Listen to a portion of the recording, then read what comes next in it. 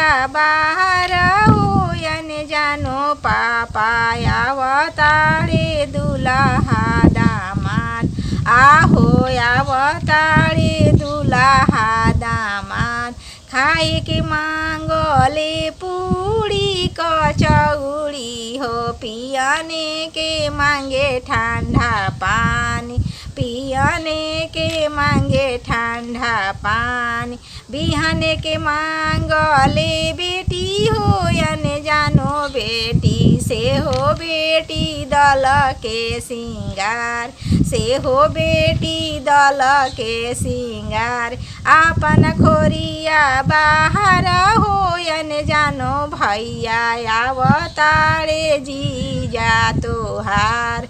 आहो अवतारे जीजा तोहार खाए के मांगले पूरी कचौड़ी हो पियने के मांगे ठंडा पानी पियने के मांगे ठंडा पानी बिहान के मांगले बहनी होयन जानो बहिनी से हो बहिनी दल के सिंगार आहो से हो बहिनी दल के सिंगार।